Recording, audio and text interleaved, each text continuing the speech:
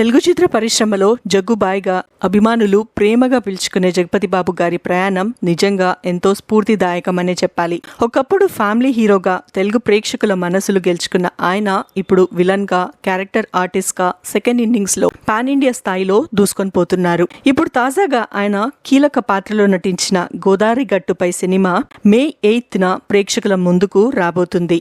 ఈ cinema promotions లో పాల్గొన్న జగపతి బాబు గారు స్టార్ డైరెక్టర్ సుకుమార్ గారి గురించి చెప్పిన కొన్ని ఆసక్తి విషయాలు ఇప్పుడు ఫిలిం నగర్ లో హాట్ టాపిక్ గా మారాయి. సుకుమార్ సినిమాలో జగపతి బాబు పాత్రకు ఎప్పుడు ప్రత్యేక గుర్తింపు ఉంటుంది. నాన్నకు ప్రేమతో సినిమాలో స్టైలిష్ విలన్ గా, రంగస్థలంలో భయంకరమైన ప్రెసిడెంట్ పాత్రలో ఆయన నటన ప్రేక్షకులను మెప్పించింది. అయితే ఈ సినిమాల కథలను సుకుమార్ తనకు ఎలా చెప్పాడో జగపతి బాబు గారు సరదాగా గుర్తు చేసుకున్నారు. సుకుమార్ కు అసలు కథ చెప్పడమే రాదు. ఈ విషయాన్ని అతనే ఒప్పుకుంటాడు.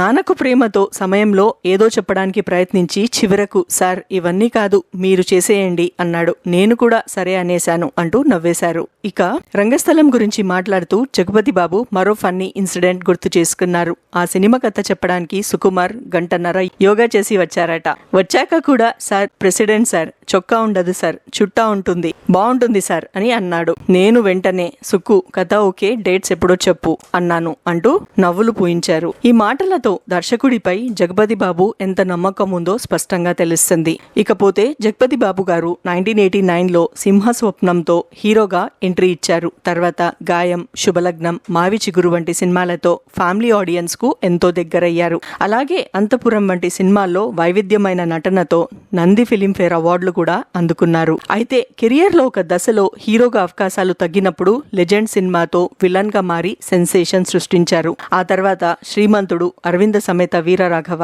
సలార్ వంటి సినిమాలతో సౌత్ ఇండియాలోనే మోస్ట్ వాంటెడ్ నటుడిగా మారిపోయారు. ఇప్పుడు గోదావరి గట్టు పైన సినిమాతో జగపతి బాబు గారు మరో కీలక పాత్రలో కనిపించబోతున్నారు. గ్రామీణ నేపథ్యంతో తెరకెక్కిన ఈ సినిమాపై ప్రేక్షకులలో మంచి అంచనాలు నెలకొన్నాయి. చిన్న హీరో అయినా పెద్ద హీరో అయినా పాత్రకు ప్రాధాన్యత ఉంటే వెంటనే ఓకే చెప్పే జగపతి బాబు గారు ఈ సినిమాతో మరోసారి తన నటనతో మెప్పించేందుకు సిద్ధమవుతున్నారు. మరి జగపతి బాబు గారు చెప్పిన ఈ ఫన్నీ సుకుమార్ స్టోరీస్ మీకెలా అనిపించాయి? కమెంట్స్ లో తప్పకుండా చెప్పండి. ఇలాంటి సినీ విశేషాల కోసం వీడియోను లైక్ చేసి ఛానల్ను సబ్స్క్రైబ్ చేసుకోవడం మర్చిపోవద్దు.